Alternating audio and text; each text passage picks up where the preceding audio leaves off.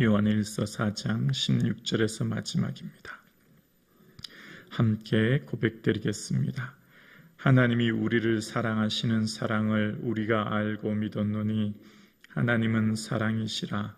사랑 안에 거하는 자는 하나님 안에 거하고 하나님도 그 안에 거하시느니라.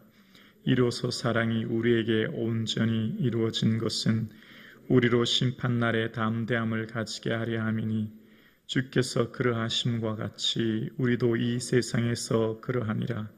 사랑 안에 두려움이 없고 온전한 사랑이 두려움을 내쫓나니 두려움에는 형벌이 없음이라. 두려워하는 자는 사랑 안에서 온전히 이루지 못하였느니라. 우리가 사랑함은 그가 먼저 우리를 사랑하셨음이라. 누구든지 하나님을 사랑하노라 하고 그 형제를 미워하면 이는 거짓말하는 자니 보는 바 그 형제를 사랑하지 아니하는 자는 보지 못하는 바 하나님을 사랑할 수 없느니라. 우리가 이 계명을 주께 받았나니 하나님을 사랑하는 자는 또한 형제를 사랑할지니라. 아멘. 이 시간 저와 여러분의 마음속에 하나님 사랑이 풍성하고 또 내 옆에 있는 형제를 사랑하는 은혜가 넘칠 수 있기를 주님의 이름으로 축복합니다. 사랑에는 두 기둥이 있다 생각합니다. 바로 인내죠. 오래 참는 것입니다. 사랑은 오래 참고 라고 했던 것처럼 사랑은 인내하게 합니다.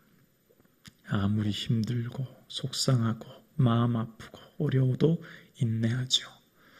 사랑하는 사람은 아프지 않은 사람이 없습니다. 사랑하면 다 아프게 되어 있습니다. 그렇지만 그 사랑하는 아픔을 인내로서 참지요. 또 하나가 있다면 바로 용서라고 하는 기둥이라 생각합니다. 사랑한다면 용서할 수밖에 없습니다.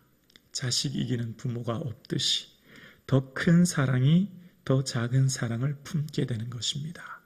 더 큰 사랑은 그보다 더 작은 사랑을 안아주게 되지요. 그래서 사랑이라고 하는 이 두 가지 속성, 인내와 용서 없이는 우리가 이 세상을 살아가는 것이 참으로 어렵다는 것을 깨닫게 되어집니다. 그래서 하나님께서는 사도 요한을 통해 말하지요. 사랑 안에 거하는 자가 하나님 안에 거한다고요.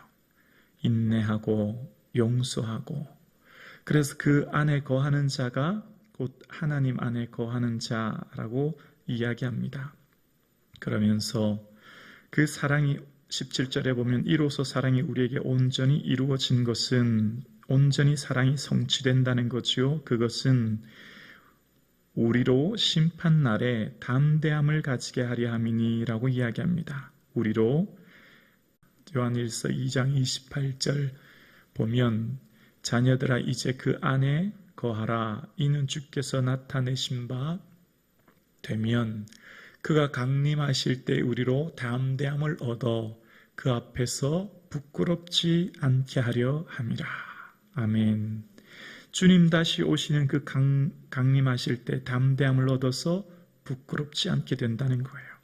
담대함이라고 하는 파르레시아라고 하는 원어의 뜻은 숨김없다라는 겁니다. 주님 앞에 서면 숨김없이 다 드러나게 된다는 거예요. 그래, 너 참 속상했지. 너 많이 힘든데 참 참았다. 내 마음은 내가 다 안다. 그동안 사람들은 내 마음 다 몰라주고, 또 사람들은 우리의 눈물을 모르고, 사람들은 우리의 상처를 모르고, 사람들은 우리의 아픔을 모르지만 주님 앞에서는 숨김없이 다 드러나게 되지요. 그래, 아들아 참 애썼다. 내 고생하는 거, 내 눈물 내가 다 안다.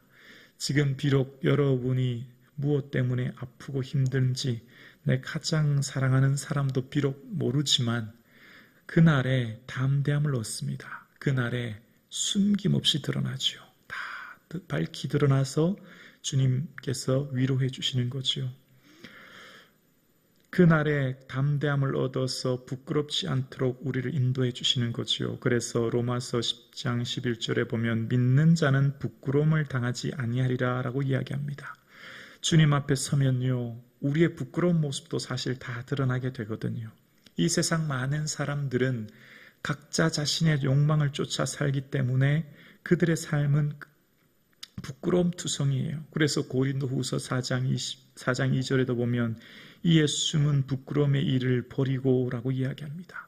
또한 빌립보서 3장 19절에도 보면 그들의 신은 배요 그의 영광은 그들의 부끄러움이라고 이야기합니다. 그들은 배의 만족, 욕망의 만족 위에 살아가고 결국 그들의 영광이 부끄러울 수밖에 없습니다. 어떻게 해요?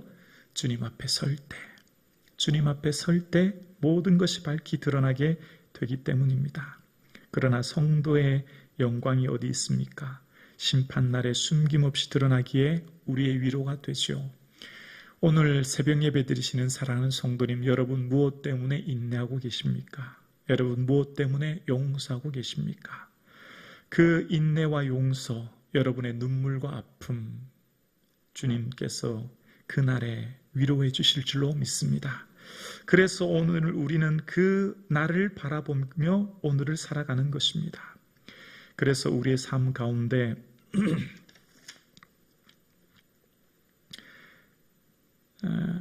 마지막 날을 생각하지요. 히브리서 4장 13절에도 보면 우리의 결산을 받으실 이의 눈앞에 만물이 벌거벗은 것 같이 드러나느니라 라고 이야기합니다. 마지막 주님 앞에 만물이 모든 것이 벌거벗은 것 같이 결국 다 드러나게 될 것이라 말씀하고 로마서 2장 16절도 보면 하나님이 예수 그리스도로 말미암아 사람들의 은밀한 것을 심판하시는 그날이라 라고 이야기합니다.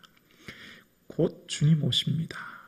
우리 인생 참 짧습니다. 그리 길지 않습니다. 우리는 곧 저마다 삶을 가지고 주님 앞에 설 것입니다. 그럴 때 주님 앞에 설 때 우리가 담대함을 얻는 것은 우리가 사랑의 삶을 살았기 때문입니다. 사랑하는 성도님, 힘드시지요? 어렵지요? 그러나 그날이 있기에 오늘도 인내할 수 있기를 주 이름으로 축원합니다. 오늘 본문 18절입니다. 사랑 안에 두려움이 없고 온전한 사랑은 두려움을 내쫓는다 라고 이야기합니다. 조금 전에 2장 17절에 심판날에 담대함을 얻는다. 그 담대함의 파르시아라고 하는 첫 번째 뜻은 숨김이 없다라는 뜻이고 두 번째 원어의 뜻은 두려움이 없다라는 뜻입니다. 담대함을 얻다라고 하는 것은 심판날에 우리가 두려움이 없게 된다는 거예요. 주님 오시는 그날, 강림하실 그날, 주님 앞에 서는 그날 우리에게는 두려움이 없는 것입니다. 사랑 안에는 두려움이 없지요. 하나님 앞에 서는 그날 우리의 삶 가운데 두렵지 않은 것이지요. 주님의 은혜 가운데 영광을 바라보는 것입니다. 요한복음에 보면 숯불, 숯이라는 단어가 두 번 사용됩니다. 숯 혹은 숯불, 불이라고 하는 표현 혹은 숯불이라는 표현이 등장할 때 보면 베드로가 대제사장의 집안 뜰에서 예수님 재판하실 때 몰래 가보지 않습니까? 그런데 문 지키는 요정이 너도 저 사람 제자 중 한 애가 아니냐? 그렇게 얘기하니까 아니다. 나는 아니다. 그렇게 얘기합니다. 그때 그는 베드로가 어디 있었습니까? 그때 그는 추운 고로 불을 피우고 서서 쬐고 있었고 그 옆에 있었던 것을 보게 됩니다. 그러니까 불을 옆에 쬐고 있다가 불 옆에 쬐던 그 옆에 한 요정이 너 그 제자 아니냐? 그렇게 얘기할 때 나는 아니다. 그렇게 얘기해요. 그리고 이제 예수님은 그 재판장의 모든 심판을 받으시고 십자가에 피 흘려 죽으시고 부활하십니다.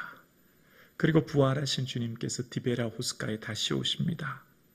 제자들이 물고기 잡습니다. 그때 얘들아 물고기가 좀 있느냐? 너희들 배 오른쪽에 그물을 던지라. 그렇게 말씀하시죠. 그러니까 예수의 사랑하는 그 제자가 베드로에게 주님이시라 이렇게 얘기합니다. 예수의 사랑하시는 제자가 누굽니까? 요한이죠. 요한이 번뜩 들어보니까 배에서 그물을 내려서 고기를 잡는데 저 무태서 얘들아 고기가 좀 있느냐 들어보니까 예수님인 거예요. 우리 사랑하는 예수님이 부활하셔서 정말 오신 거예요. 그때 베드로에게 얘기하다 주님이 오셨어 베드로. 그러니까 베드로가 어디 그래 살피다가 베드로는 그 솥을 들고 바다에서 뛰어내려서 예수님께 가는 모습을 보입니다. 그때 또 한 번 숯불이 등장하죠. 요한일서 2장 19절에 보면, 요한일서 21장 9절에 보면 육지에 올라보니 숯불이 있는데 그 위에 생선이 놓였고 떡도 있더라. 예수님이 불을 피워놓고 계신 거예요. 무태서 해변가에서 불을 피우고 계신 거예요. 그러면서 얘들아, 고기 잡은 거 좀 있느냐? 가져와라. 구우시는 거죠. 그리고 아침을 준비하시는 거예요. 구운 생선으로 아침을 준비하시면서 제자들에게 모이시죠. 그 숯불 앞에서 생선을 먹을 때 베드로의 마음이 어땠을까요? 오버랩되는 거예요. 언제요? 대제사장의 불 앞에서 불을 쬐일 때, 나 예수님 모른다고 했는데, 나 예수님 부인했는데, 예수님 십자가에 못 박히기 전에 사람들 앞에서 나는 예수님 부인했는데 지금 예수님 앞에서 내가 고기를 먹고 있는 거예요. 베드로는 아마 눈물을 툭툭 흘리면서 예수님이 차려주신 그 조반 아침 물고기를 먹었을 거예요. 예수님 죄송해요. 저는 예수님 부인했는데 예수님은 오늘도 저를 찾아와 주셔서 용서해 주시고 저를 위해 아침을 마련해 주시네요. 베드로는 그때 그 불 앞에서, 숯불 앞에서, 문 지키는 여종 앞에서 예수님을 부인했던 자신의 모습이 이제 다시 예수님이 숯불을 피워놓고 아침을 먹이면서 얘들아 밥 먹어라 할 때 그 베드로의 마음, 우리 주님은 용서하는 주님이시구나. 나를 한 번도 책망을 안 하시고, 너 이놈 베드로야, 너 내가 제사장들 앞에서 신문 받을 때 너 나 모른다고 부인했지. 너 어떻게 나한테 그럴 수 있니? 내가 3년 동안 동고동락하면서 가르쳤는데 너 어떻게 나한테 그렇게 할 수 있니? 내가 얼마나 상처받았는지 아니? 내가 너 때문에 얼마나 마음이 괴로웠는지 아니? 그런 말씀 단 1절도 안 하시고 밥 먹어라. 그 말씀만 하시면서 예수님이 아무 말씀 안 하실 때 베드로는 그저 눈물만 툭툭 흘리면서 아침을 먹었을 것입니다. 예수님의 용서지요. 예수님이 인내하는 거지요. 그리고 예수님은 다른 거 묻지 않으시고 베드로야, 너 날 사랑하느냐? 그걸 또 3번 물으십니다. 왜 3번 물으시죠? 베드로가 예수님 3번 부인했거든요. 괜찮다. 베드로야 괜찮다. 너 날 부인했고 너 날 저주하고 너 날 모른다고 해도 괜찮다. 너 날 사랑하느냐? 나는 너를 사랑하는 게 변함이 없어. 너가 내게 무슨 말을 하든 너가 내게 어떤 행동을 하든 나는 괜찮아. 너만 날 사랑한다면 나는 너를 다시 세상을 향해 보낼 테니 걱정하지 마라. 위로해 주시는 거예요. 두려웠지요. 베드로가 얼마나 두려웠을까요? 베드로가 부활하신 주님이 다시 찾아와서 숯불을 피워놓고 떡을 주시면서 말씀하실 때 제자들 아무도 모르는데 면박 주고 예수님 책망하시면 얼마나 마음이 힘들었을까요? 또 예수님 뭐라고 하시지 않을까 얼마나 마음이 두근거리고 불안하고 두려웠을까요? 한 말씀 안 하시고 괜찮다. 너 날 사랑하느냐만 물으실 때 두려움은 사라지고 주님의 사랑만 가득하게 되지요. 예수님, 제가 주님 사랑하시는 줄 주님 아십니다. 라고 고백하게 되어지죠. 예수님은 사랑이십니다. 주께서 그러하심과 같이 우리도 세상에서 그러하게 되어야 될 것입니다. 왜요? 예수님도 나를 위해 십자가 지시고 예수님도 단 한 말씀도 제자들 책망하지 아니하시고 괜찮다 아침 먹어라 말씀하셨던 것처럼 사랑하는 우리 성북주안 가족 여러분, 우리도 예수님처럼 오늘도 인내하고 오늘도 용서하고 오늘도 품을 수 있는 이 사랑이 저와 여러분 가운데 있기를 주의 이름으로 축원합니다. 주님은 저와 여러분에게 뭘 바라실까요? 아들아, 딸아, 내가 너를 위해 참고 인내했듯이 너도 날 위해 조금만 더 참아줄 수 있겠니? 물으시는 주님 앞에 예 주님, 제가 오늘도 참고 인내하겠습니다 고백할 수 있는 저와 여러분 되실 수 있기를 주님의 이름으로 축원합니다.